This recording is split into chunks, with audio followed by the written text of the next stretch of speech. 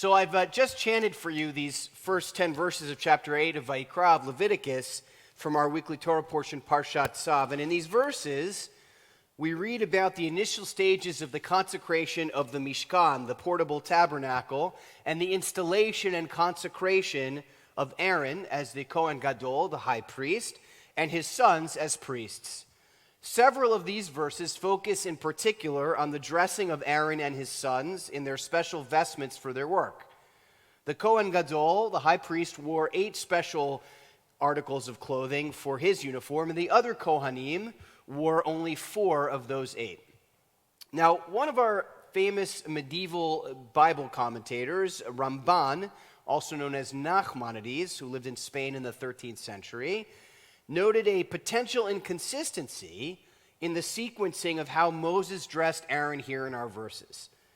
Specifically, here, the Torah tells us that Moses first put the kutonet, the tunic, on Aaron, and then girded him with the avnet, the sash, followed by the me'il, the robe, then the ephod, which was a special priestly garment worn over the robe, and finally the cheshev ha'ephod, the decorative band with which he tied the ephod to Aaron. Don't worry, I'm not going to give you a pop quiz later on the sequence. Ramban points out that the original command back in Exodus 29 for how to dress Aaron and his sons follows a different order. There, the avnet, the sash, is only mentioned in the dressing sequence after the instruction for putting on the robe, the ephod, the breastpiece, the decorated band for the ephod, etc. So why, wonders Ramban, is the sash mentioned second in the dressing sequence for Aaron here, rather than near the end, as we would have expected to be the case from the initial dressing instructions that we find back in Exodus in chapter 29? Now, Ramban has a very practical answer to this question. The reason the sash was mentioned so late in the list of instructions back in Exodus was because the goal in that passage was to give only one command about the sash that would apply to both Aaron and his sons. Several of the other clothing items listed in sequence before the sash in Exodus 29 were items that only Aaron would be wearing as the Kohen Gadol, which his sons would not be wearing in their functions as ordinary Kohanim. So there, the text only mentions the sash later on in the clothing sequence, once the instructions shifted to the articles of clothing that both Aaron and his sons were going to be wearing. But here, in Vayikra, in Leviticus, we're not talking about dressing instructions anymore. Rather, we're going through the actual steps for getting Aaron and his sons dressed. And naturally, Moses understood that proper dressing involves putting on a garment and then immediately belting it with the belt that was specifically made for it. So when Moses is starting with dressing Aaron here, Moses first puts on Aaron's tunic and then immediately follows up with the sash to tie the tunic around Aaron. And then he puts on Aaron's robe and the ephod and follows that by the decorative band with which the ephod is tied to Aaron's body. It's the same logic I'd imagine most of us usually still follow when we would typically put on a belt and buckle it immediately after putting on our pants. So by now, you're probably wondering, if you're still with me, okay, sunshine, so why should we, sitting at home under a shelter-in-place order while trying to stay safe and healthy during the coronavirus pandemic, care about whether Moses followed the proper order or not when he dressed Aaron and his sons to get ready for their big day, their big first day on the job at the tabernacle? I'm glad you asked. Here's the thing. Most of us crave some sort of order and structure in our lives. We like to do things the same way and have things done for us the same way. Rabbi Neil Gilman, of blessed memory, beloved JTS professor, once taught that if you want to understand ritual, when you read your child, or I'll add to that your grandchild or nephew or niece, right? His or her favorite book, just change the words. The child says, no, no, no, that's not how it goes. When they know the words by heart, they want to hear the same words over and over again, as these words provide them with regular comfort and reassurance. Similarly, many of us undoubtedly have morning rituals like showering and getting dressed, brushing our teeth, those kinds of things, or before bed rituals like getting changed into pajamas and washing up, maybe reading the bedtime Shema for our children, that we follow religiously, as it were. It's just the way we do things every day. We order the same coffee in the same way, or the same sandwich or salad at our favorite restaurant. Remind you, that's takeout or delivery only now. But we recite the same prayers, like the Shema, morning and night, or for our children at bedtime, the Amidah, morning, afternoon, and evening, and the Mourner's Kaddish, one or more times daily for up to 11 months after we've experienced the loss of a loved one. You see, rituals, Jewish and otherwise, give order to life in the midst of life's chaos and disorder. And here, as we find ourselves smack in the middle of a global pandemic that has created an incredible disruption to our life's order, our daily rituals, and in particular our social and business order, our Jewish calendar happens to bring us to our tradition's paradigmatic example of ritual and order. It's the Pesach Seder, one of the two Jewish rituals most extensively practiced by American Jews, along with lighting Hanukkah candles. The Seder is here to impose order upon us by its very name, which translates to order, and the listing of the Seder steps at the beginning, saying, you do it this way, and this way, and this way, and this way, and this way. It's here to reassure us that this is what we do and what we have done for more than 2,000 years in exactly this way. Well, maybe not always, because we didn't always have the Maxwell House Haggadah. But time after time after time, we've been doing it this way. We gather with family and we gather with friends.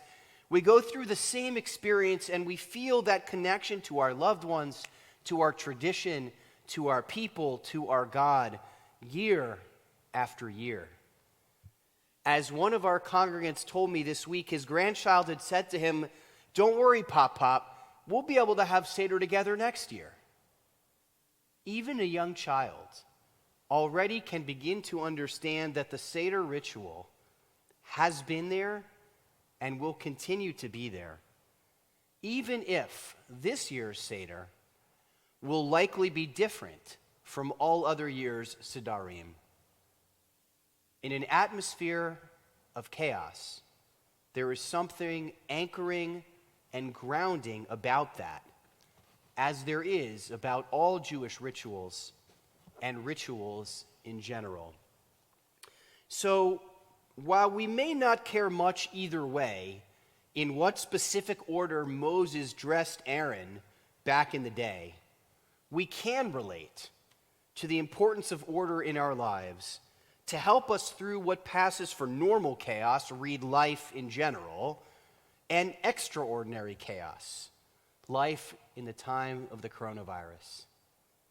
And so my advice to everyone watching today is for us to continue to look for ways to maintain order in our extremely disrupted lives, such as showering and getting dressed every day rather than staying in sweatpants or pajamas, exercising, eating healthy, playing board games with our immediate family in our homes or virtual games online with family and friends, watching our favorite TV shows and movies, joining in our daily Sherith Minyan via Zoom or Facebook Live at 6 o'clock and after Shabbat ends on Saturday night, or any of our many virtual services, classes, and offerings, and in general, staying in close contact with family, friends, co-workers, and our Sherith community.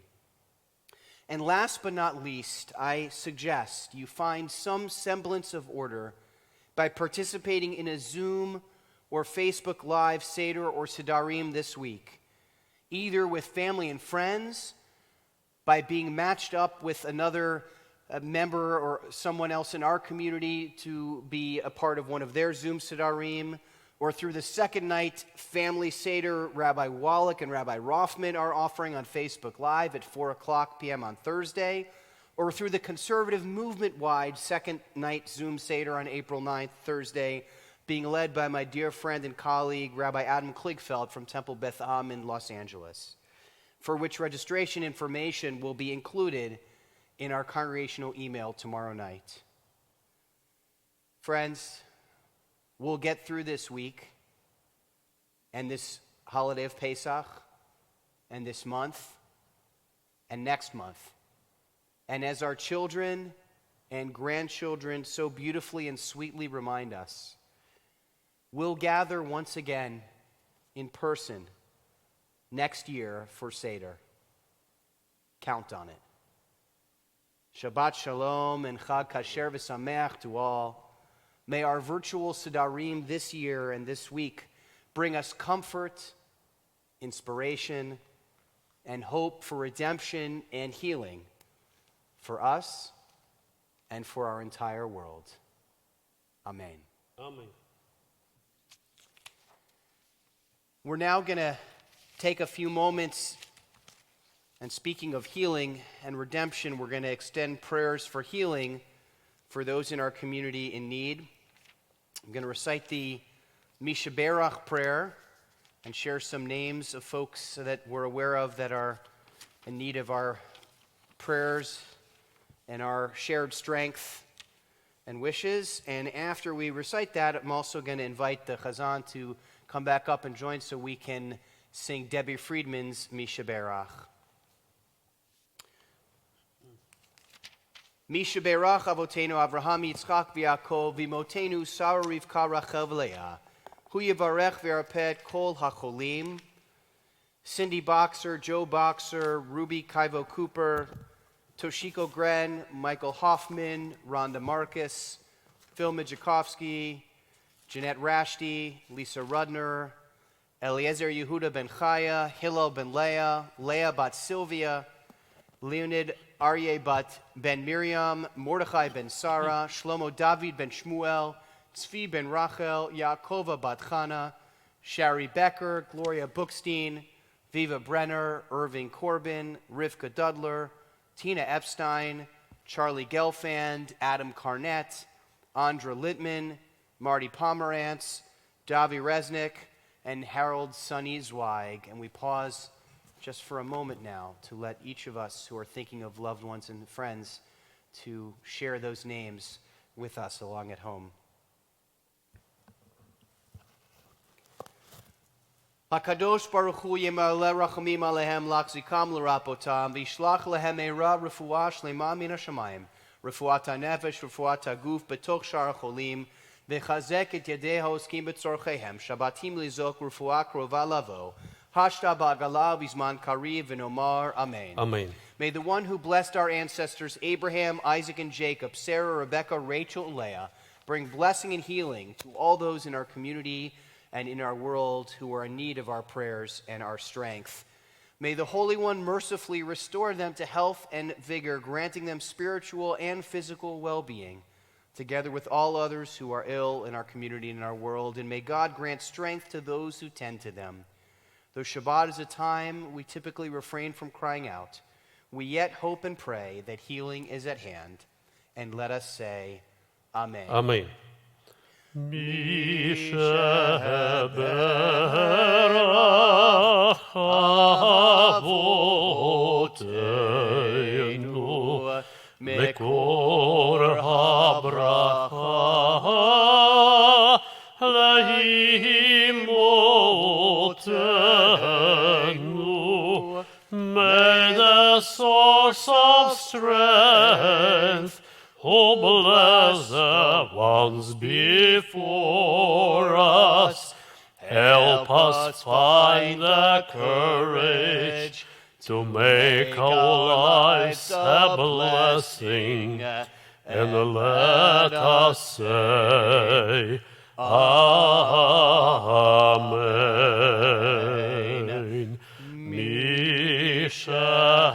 Mishabera imotenu mekor habracha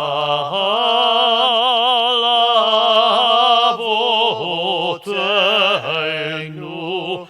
Bless those in need of healing with refuah shlema, the renewal of body, the renewal of spirit, and let us say, Amen.